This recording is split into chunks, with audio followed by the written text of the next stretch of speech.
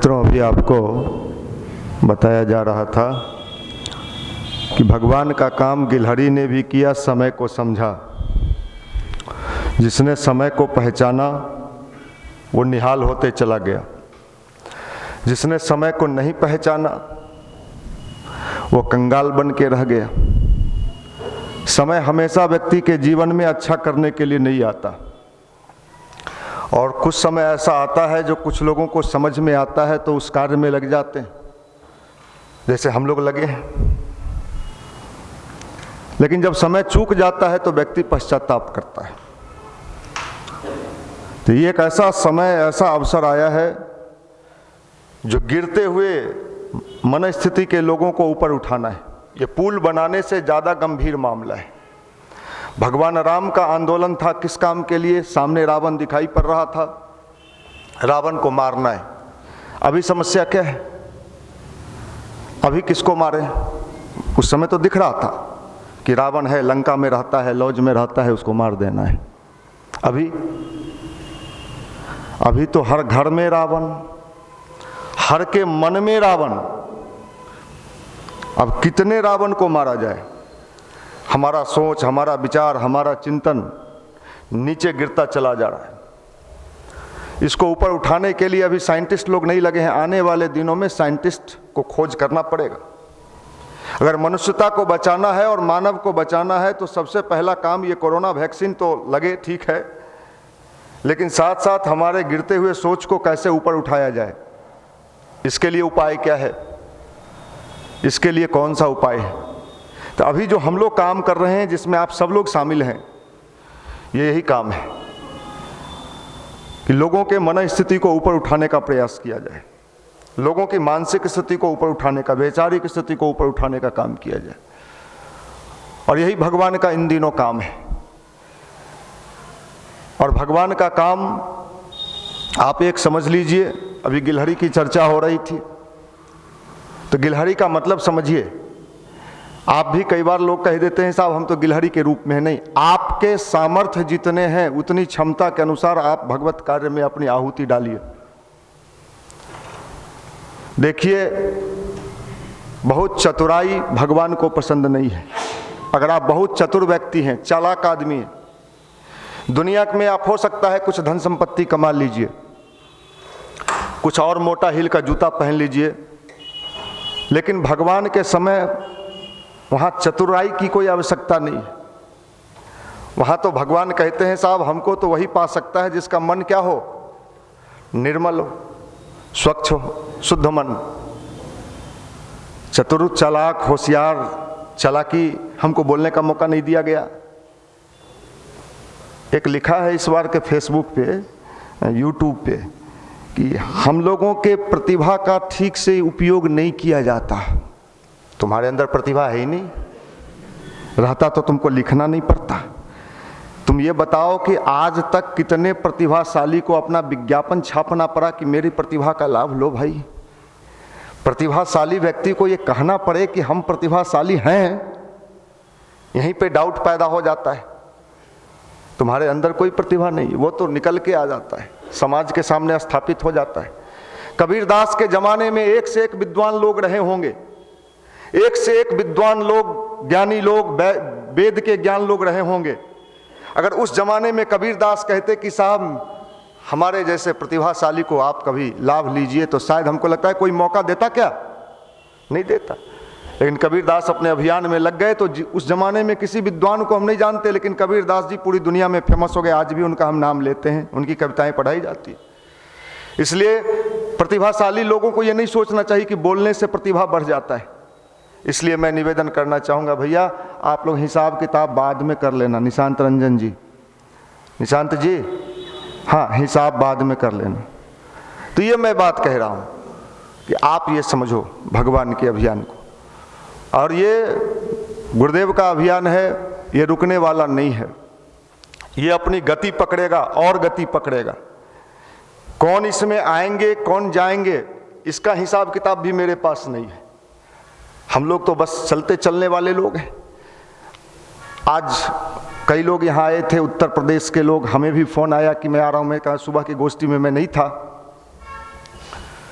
तो मैंने कहा भैया आज तो मैं नहीं हूँ, लेकिन और लोग हैं, हम फ़ोन कर देते हैं, आप बात कर लेना।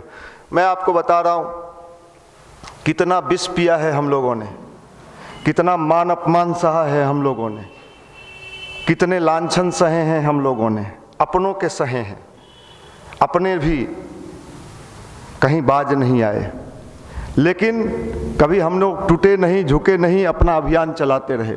भगवान का अभियान है, ईश्वर का अभियान है। और देखिए अभी का समय कुछ विशेष लेने का है। ये विशेष किसको मिल पाता है पता नहीं। रोजी रोजगार तो हमेशा लेते रहेंगे, मिलता रहेगा, लेकिन अभी गुरु का अनुदान लेने का एक विशेष अवसर आया है। और मैं तो अपने युवा मंडल के भाइयों को कई बार कहता हूं कि देख भाई, ये आपका हमारा जो चयन हुआ है ना, हम दूसरे से कभी अपनी तुलना नहीं कर सकते। अगर हम दूसरे से अपनी तुलना करने लगेंगे तो हमें मुंह की खानी पड़ेगी। जब हम लोग युवा मंडल में जुड़े थे तो हमारे और रिश्तेदार लोग भी रहे होंगे उस जमाने में, आज भी हैं। तो मैं किसी के यहाँ जब पहुँचता था तो हमारे रिश्तेदार किन्हीं का बैंक में हो गया। उस जमाने में हम लोग उस समय गुरु जी का प्रचार करते थे, किताब सबको पढ़ाते थे, लीजिए पढ़िए। तो लोग पूछता था क्या करते हो। अब ये क्या करते हो बड़ा सवाल था भाई। मतलब अब कहते कि हम लोग किताब पढ़ाते हैं, झोला पुस्तकालय चलाते हैं, गुरुदेव का अभियान चलाते हैं, गायत्री मंत्र का प्रचार करते हैं। इसका कोई महत्व नहीं था, इसका कोई वैल्यू नहीं था। आज बताओ साहब, आप एक बैंक के पीओ में बने हो, कहीं साइन कर रहे हो, कोई जिला में बैठे हो, या कोई सब डिवीजन में जो बैंक है उसके ब्रांच मैनेजर बने हो। अच्छी बात है, आपने अपनी प्रतिभा का इस्तेमाल किया। और लेकिन हमारे यहाँ पूरे बिहार झारखंड का बैंक का जो है सीजीएम आ रहा है, बुला रहा है, भैया आप नया साल में नहीं आए, अच्छा और कैसे हो। भगवान कहते थे बेटा हम तो उछालते हैं लोगों को। उस जमाने में तकलीफ होता था कि साहब ये बैंक में चला गया। लोग पूछते थे तो तुम्हारे साथ पढ़ता था ना उसका, उनका बेटा फलाना फूफा जी का, तो बैंक में तुम क्या करते हो। अब कैसे कहें कि हम झोला ढोते हैं। कई बार आप नहीं सह पाओगे, आप नहीं सह पाओगे। आप युवा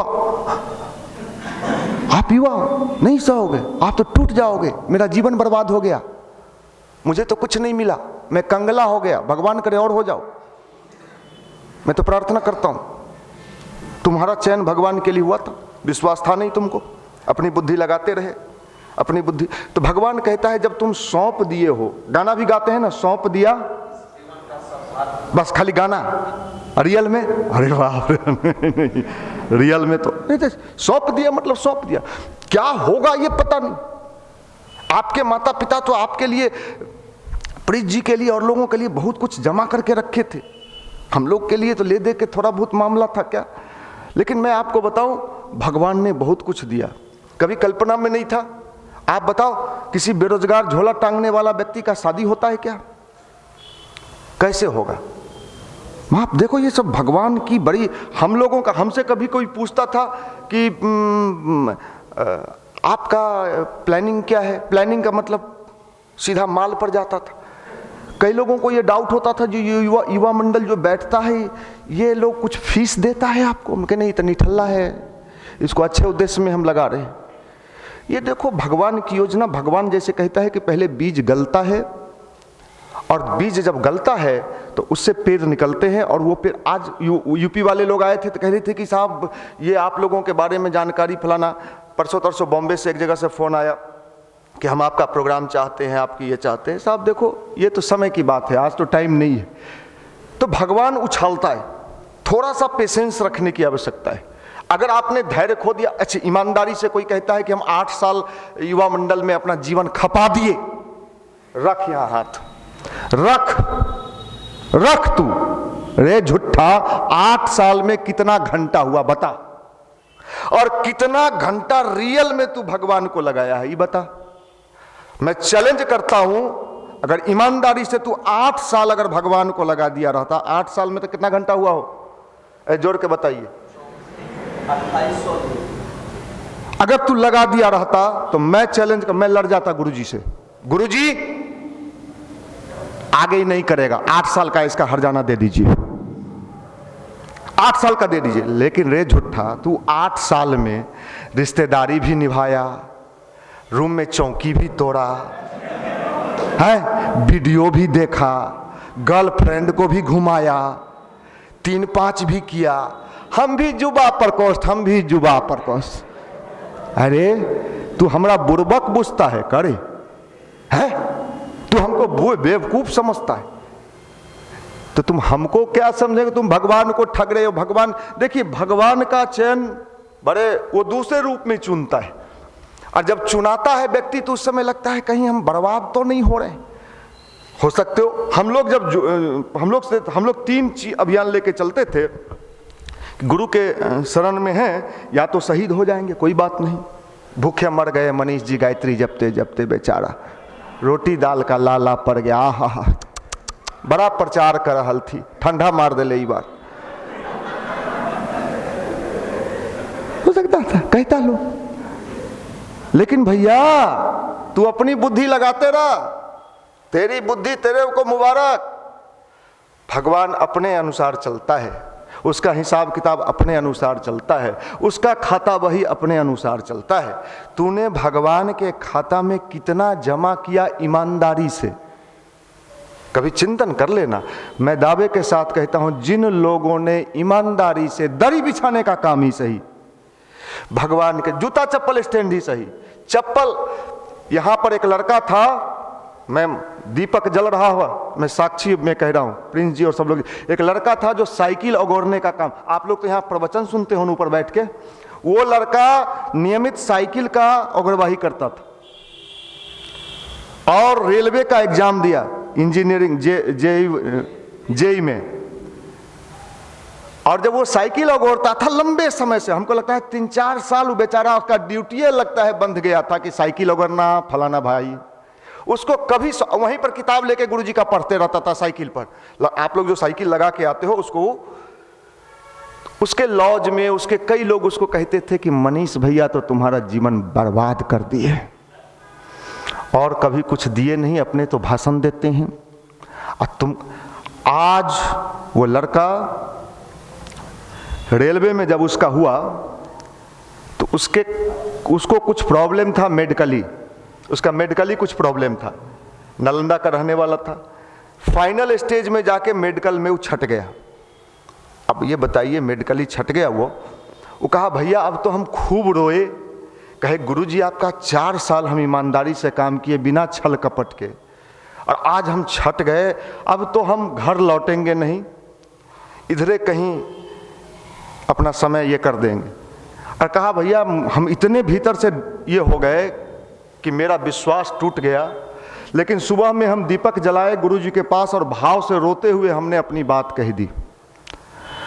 बोले 3 दिन के बाद फिर री मेडिकल का एक निकल गया अचानक, जो संभावना नहीं था, तो फिर से मेडिकल टेस्ट होगा, वो मेडिकल टेस्ट सही नहीं हुआ है, और वो जो पहला वाला मेडिकल अफसर था उसका ट्रांसफर हो गया, दूसरा आ गया। कहा कि 10-12 के लाइन में हम भी थे, सबको पहले ही की तरह छांटते जा रहा था, जैसे पहले सबको छांट रहा था चेक कर करके, तो हम सोचे सबको छांट रहा है हमको भी छांटेगा ही। कहा कि जब हमारी बारी आई तो बिना चेक किए हमको कहता है इसको आप जो भी कह लीजिए, ओके जाओ हो गया तुम्हारा, ठीक हो। तो ये जो कई बार होता क्या है, भगवान जो है भाव के रूप में भी और उस रूप में भी वो सुनता है। हमने इस युवा मंडल में कितने लोगों को देखा है ऊपर उठते हुए, और भगवान कभी किसी का रखता नहीं है, वो हिसाब किताब के साथ इतना सूद शायद बैंक वाला भी नहीं देता है जितना भगवान देता है। सुख भी देता है और शांति भी देता है। सुख तो क्रिमिनल के पास भी है, बिहार के कई ऐसे बाहुबली हैं जिनके पास खरबों रुपया है, खरब। फ्रेजर रोड में जाइएगा तो बड़ा बड़ा जो मॉल है वो बड़े लोगों का है, लेकिन उनके घर में वो चीज़ नहीं है। इसलिए आप याद रखिए, भगवान कभी किसी का रखता नहीं है, सूद मूड़ के साथ वापस करता है, सबको करता है, किसी का नहीं रखता। इसलिए हम लोग अपना चिंतन ठीक करें, विचार ठीक करें, और अपने मन स्थिति को ऊपर उठाएं, और दूसरे के भी मन स्थिति को ऊपर उठाने का प्रयत्न करें। आप देखिए अभी का जो समय आया है, ये अद्भुत समय आया है।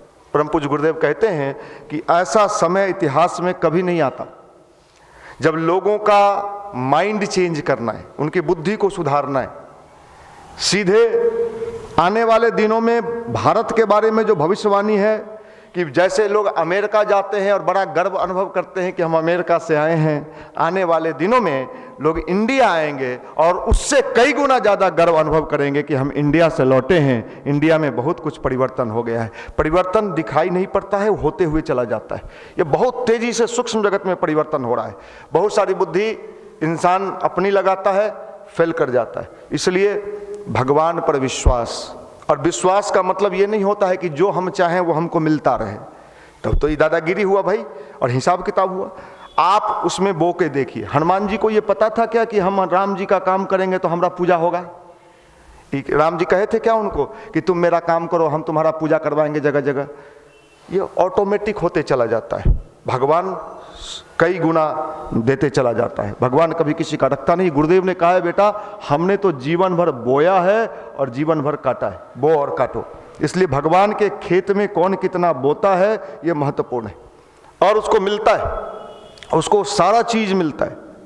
आज कोई व्यक्ति यहाँ ऐसे बैठे नहीं मिलेंगे, हमारे सीनियर भी जो यहाँ से जॉब में चले गए, नौकरी में चले गए, बहुत सारा लड़का, तो मेरे पास लिस्ट नहीं है, युवा प्रकोष्ठ के ऑफिस में होगा लिस्ट, कि वो जहां भी हैं बड़े बड़े पद पे।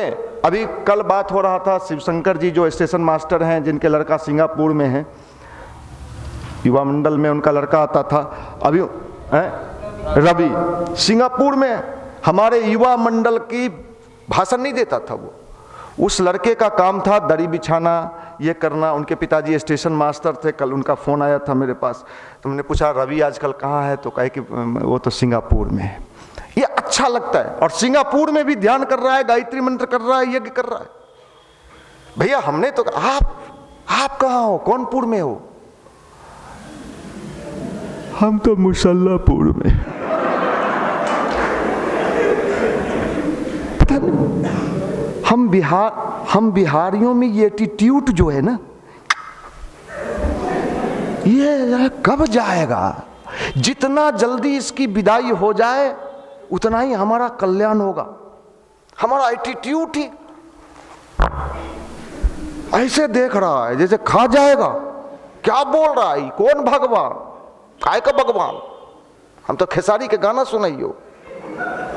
माफ करना, ये समझो ना, वैल्यू कपड़ा से नहीं बनता है। अभी परसों की घटना है, आप जिसके पीछे भागते हो, भगवान हमको कहता है तू क्या भागता है किसी के पीछे, तोरे पीछे लोग भागेगा, चुप।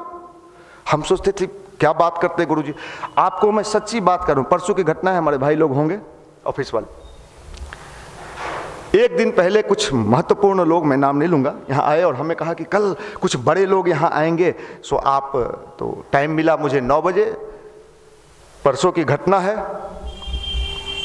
मैं घर पर, मैं सोचा नहीं जाऊंगा। यहाँ बिहार के बड़े पूर्व मुख्यमंत्री, उप मुख्यमंत्री सुशील मोदी जी और 2-4 बड़े बड़े नेता लोग पहले आके बैठ गए। हमें फ़ोन गया कि अरे आके बैठ गए, यहाँ तो कोई है ही नहीं। मैंने प्रभारी जी को फ़ोन किया, उन्होंने कहा कि मैं तो नाश्ता कर रहा हूँ। फिर मैं जल्दी जल्दी आया तो मैंने देखा, तो गुरुजी कहते थे बेटा जिसको तू बहुत बड़ा मान रहा है ना, वो तुम्हारे लिए बैठेगा, तू काहे भागता है उसके पीछे? तो मुझे उस दिन बात याद आ गया कि पहले से वो बैठे हुए थे ऐसे चुपचाप, तब हम आए और सब ठीक है बैठे बैठे। कहने का मतलब है, देखिए भगवान का जो दूत होता है ना, वो अपने किस्म का होता है। वो बहुत आगे पीछे हिसाब किताब नहीं सोचता है। और तुम अगर भगवान पर डाउट किए तो ये समझ लीजिए गुरु पर अगर अविश्वास है। कई लोग कहते हैं हम भी गुरु जी से जुड़े हुए हैं। अरे कैसा गुरु से जुड़ा हुआ है, कैसे गुरु से जुड़ा हुआ है? कितना मंदिर रोज घूमता है तुम भी घूमता है चुपके से। माफ करना, तुलसीदास जी को एक बार भगवान कृष्ण के मंदिर के बगल से गुजर रहे थे, उनके साथ कुछ और लोग थे। तुलसीदास जी का नाम सुने हैं ना?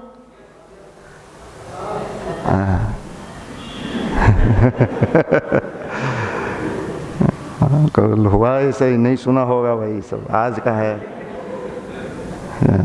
ठीक, सुन लिए। तुलसीदास जी गुजर रहे थे, उनकी पत्नी के कारण तुलसीदास जी बने। अभी तो आपका शादी हुआ नहीं, इसलिए चांस नहीं बनता। बगल से मंदिर से कृष्ण भगवान का मंदिर था, तो वहाँ सारे लोग प्रणाम कर रहे थे। तुलसीदास जी ने सर नहीं नवाया। तो लोगों ने पूछा कि सारे लोगों ने भगवान कृष्ण को प्रणाम किया, आपने क्यों नहीं किया? जानते हैं तुलसीदास जी ने क्या कहा? कहे तुलसी मस्तक तब नवे, तुलसी का मस्तक तब नवेगा जहाँ तीर धनुष लिए भगवान दिखेंगे। हमारे तो इष्ट वही हैं जिनको हम तीर धनुष वाले मानते हैं। इतना समर्पण, इसके अलावा कुछ दिखता ही नहीं था, इसके अलावा कुछ नहीं दिखता था हम लोगों को। जब गायत्री परिवार में जुड़े ना, तो गुरु जी के अलावा कुछ दिखता नहीं था। कोई अगर कह भी जाए तो हम लोग लड़ जाते थे, अरे आप ही जानते हैं नहीं होगा, बिल्कुल होगा। तो देखिए कुछ नहीं दिखता था उस जमाने में। काहे को गवर्नर, काहे को मुख्यमंत्री, काहे को जेल आईजी, काहे को फलाना जी। अब तो लगता है कि फोन कई बार आता है, देखो भाई कौन है, देख लो, कह दो बाद में बात कर लेंगे। मैं ये बात कह रहा हूँ, भगवान बहुत कुछ देता है, बहुत सारी चीज़ों को उपलब्ध करा देता है। जीवन में बहुत सारे चीज़ उपलब्ध हो जाते हैं। तो ईश्वर की योजना, अभी एक महाकाल की योजना चल रही है, युग परिवर्तन की बेला है।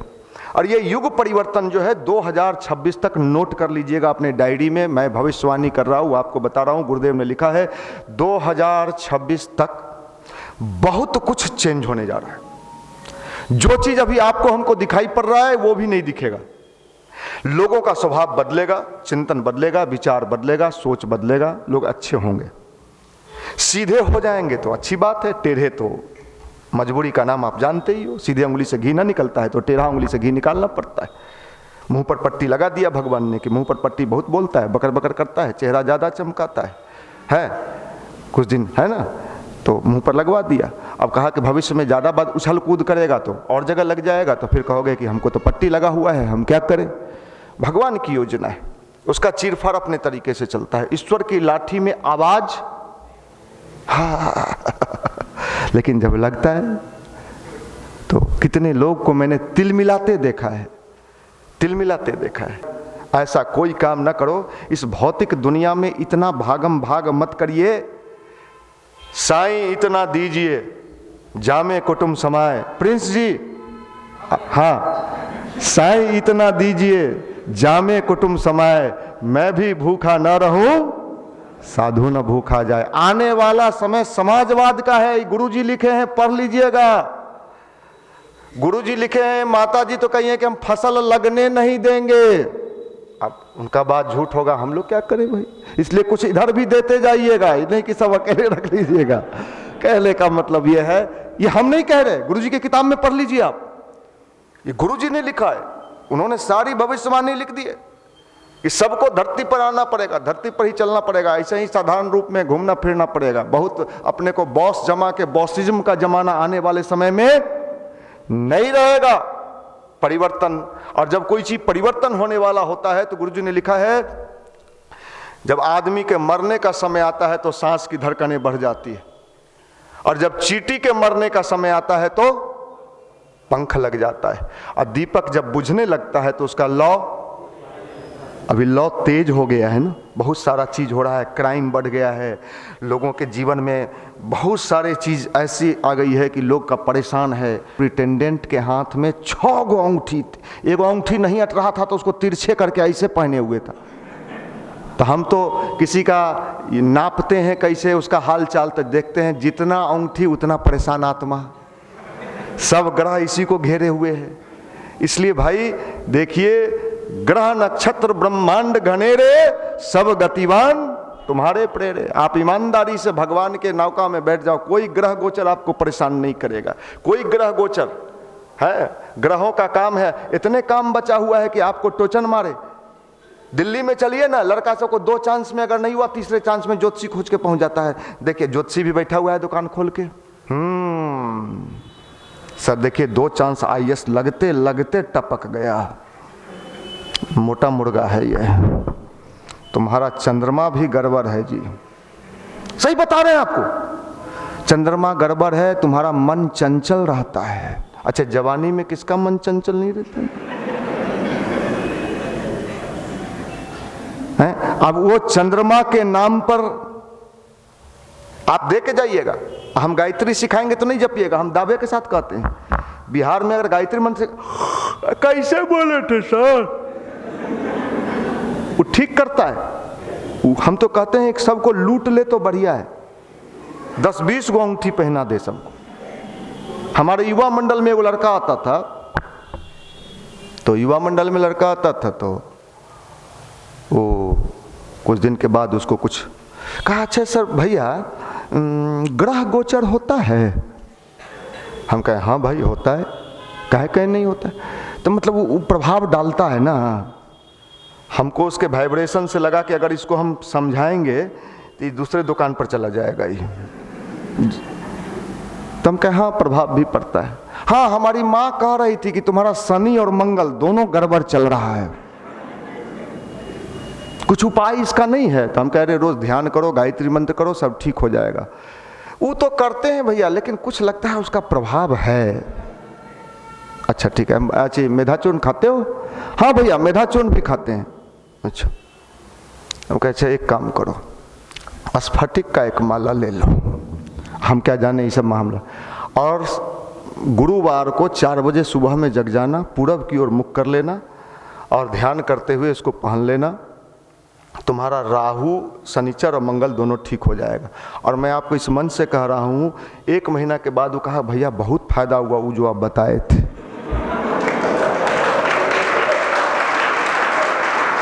अब आप बताओ, हम कौन ज्योतिषी थे? हम तो ऐसे ही सोचे एगो टोटका फेंकते हैं इसको। तब हमको समझ में आया कि जितना दुकान खुला हुआ है, इन 90% दुकान अगर हम आज खोल लें, आपके यहाँ तो नहीं खोलेंगे पटना में चूंकि आप लोग जान गए हैं लेकिन मान लीजिए कल को ये भी हल्ला हो जाए कि मनीष भैया आप हाथ उथ भी बढ़िया देखा होती, जगह देखा होती, तो कई गो के तो हो गए रे।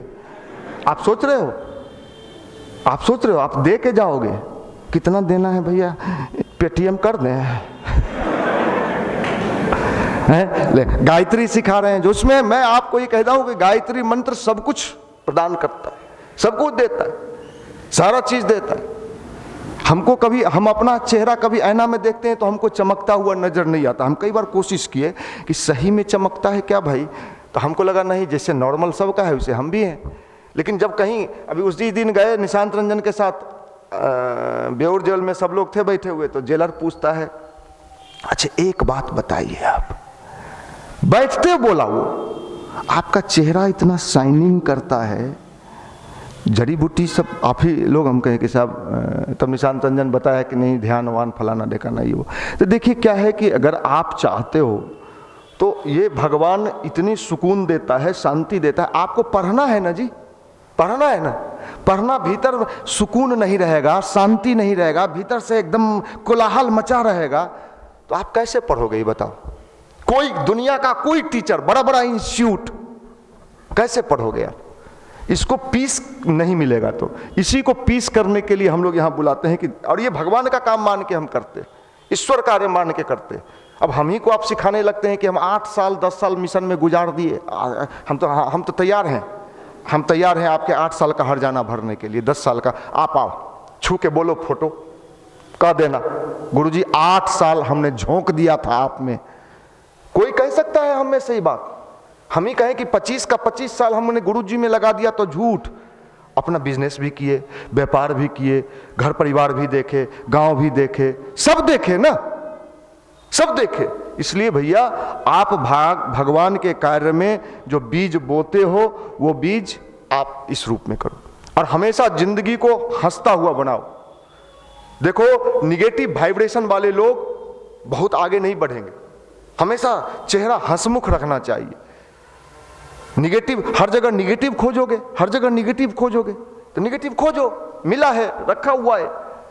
निगेटिव तो हर जगह है, परोसने वाले लोग बैठे हुए हैं, आपके लिए पॉजिटिव कहीं नहीं है, सब जगह निगेटिव निगेटिव। लो जैसे दही निगेटिव खाओ, भैया पॉजिटिव सोचो। निगेटिव लोगों के साथ तो मैं कहता हूं दोस्ती छोड़ दो, उन पर दया करो, उन पर दया करो, उनसे दोस्ती मत करो। निगेटिव लोग अगर आपके दोस्त बन गए ना, तो आपका नौका डूबना ही डूबना है। अरे यार बहुत टेंशन में जी रहे हैं, तो हमको क्यों सुना रहेगा? अच्छा आपने अगर कह दिया कि ध्यान कर लो, अरे इस सब से कुछ नहीं होता है, ठंडा है लेवे। अब देखिएगा, एक तो तुम निगेटिव ऊपर से कह रहा है लेने के बाद सिखा रहा। तो निगेटिव लोगों को अपने साथ, नकारात्मक लोगों को अपने साथ मत रखिए, हमेशा पॉजिटिव। कितना भी विपरीत स्थिति आ जाए, पॉजिटिव होना यही गायत्री मंत्र का मूल धोड़ी है, जिंदगी एंजॉय करने के लिए। कभी आप ये सोचते हैं ना, नौकरियां मिल जाता ना, सैलरी। मैंने सैलरी मिलते हुए लोगों को भी मजा लेते नहीं देखा है। जो मजा बिना सैलरी में आप लिए हो, कभी उसको याद करके देखना। चौकी पर सोना, मैं भी कभी कभी लॉज को याद करता हूँ। लॉज का जिंदगी भी मैंने जिया। हम लोगों के लॉज में एगो मोटा बांस लगाए हुए था, उसी में पंखा टांगना था। बताते हैं, बड़ा खतरनाक हाल था। आप लोग को तो बढ़िया लॉज मिला, और मोटा बांस इस पार से उस पार टांगे हुए था। हम कौन पंखा टांगे थे? अभी जो मेरा पुराना वाला भारी वाला पंखा है, वही टांगे थे। अब रात में कभी कभी जगह तो लगे तो कहीं ले तो साहब, उस जिंदगी का भी एक अपना आनंद है। बहुत भारी भरकम होने की आवश्यकता नहीं है। सामान्य रहिए, सबका भला करिए, सबकी कल्याण की बात सोचिए। भगवान का यही अभियान है। बहुत लंबा लंबा ज्ञान वो तो आपके पास ऑलरेडी सरों लोग देते रहते हैं, पढ़ो, ऐसे करो, time management, hold management, catch management. अरे बचवा अभी बेचारा चिहुकता है तो उसके बाद क्या करेगा वो? हाँ चलो साहब, तो इस सब के लिए है गायत्री मंत्र। ध्यान करते रहिए। एक बार जोर से हंस लीजिए, हंसो भाई। जो हंसेगा उसी का घर बसेगा। हंस लो, हंसिए हंसिए, हंसना ही जिंदगी है भाई। हाँ हंस लो, हंसिए, रोज देखिए, अभी एक रिसर्च भी आया है, आप जानते हो कि 10 मिनट अगर रोज हंसा जाए ना, तो आदमी के 80% तनाव घट जाते हैं। भीतर ऐसा एक श्राप एंजाइम डेवलप करता है कि आदमी टेंशन मुक्त होता है। हंसिए, हंसना ही जिंदगी है। और रूम में बंद हो के हंसिए, छिटकिनी लगा लीजिए, अपना चेहरा देखिए, मैं कैसा हूं, अपने आप से पूछिए। उधर से आवाज आएगा, हीरो हीरा लाल। हंसिए, सीरियस, अरे कितना सीरियस रहिएगा, सब बॉल उल फिलामेंट उड़ जाएगा। भैया वो जो भाई आ रहे थे ना युवा मंडल में, जो बहुत देर तक ऐसे बैठल रहते थे मंदिरवा में, उनका ही ढीला हो गया भैया। और सही में कई लोगों का ढीला हो गया। हम उसको कहे अरे ऊपर बैठ, हंस बोल हमनी के साथ, ऊका कोई सिखा दिया कि नीचे बैठ। गायत्री मंदिर, वहां कुंडलिनी जगो, बस कुंडलिनी जगा कि नहीं जगा, ई जग गया। कुछ दिन के बाद उसके माई बाप पकड़े हुए दोनों तरफ से, मनीष भैया के पास ले चलो, मनीष भैया के पास। एगो तो आके बैठ गया, सुबह सुबह बेल के गाछ तर हमरा फोन गया कि भाई देखिए आपका एगो भगत आया हुआ है, ये कह रहा है जब तक वो आएंगे नहीं हम यहाँ से हिलेंगे नहीं। अब हम सही बता, अब हम वहां से चले घर से, हम कौन है भाई, ये कह रहा है कि बेल के पेड़ का, भाई कमन गुस्सा गए, बेल के पेड़ के नीचे बैठ गया। उनको बुलाइए मनीष भैया, उनका आशीर्वाद लिए बिना तो हम जा नहीं सकते। तो हम भी सोचे आशीर्वाद दे ही दें भाई। आए तो देखे वो ये तो नीचे बैठता था, कुंडलिनी जगाने वाला है, ये कुंडलिनी तो इसका नहीं जगा, ये वाला जग गया। हम सिखाते हैं कुछ, तू सीखता है कुछ, हम यहाँ सिखाएंगे, तू ज्यादा नीचे जो मुकुंदाना पंडित जी बांट रहे हैं उनसे जाएगा। बाबा मनीष भैया तो विशेष कुछ नहीं बताते हैं, आप बताइए ना, हम गायत्री का साधना करना चाहते हैं। अरे गायत्री का साधना, हाँ भैया हम चाहते हैं गायत्री का जो एकदम हंस वाहिनी गायत्री का ऐसा मिले तो ले ले। चोर कहाँ के उचक्का बिहारी लोफर। आप लोग अच्छे लोग हो, चलिए बहुत बहुत शुभकामना, मंगल कामना, धन्यवाद।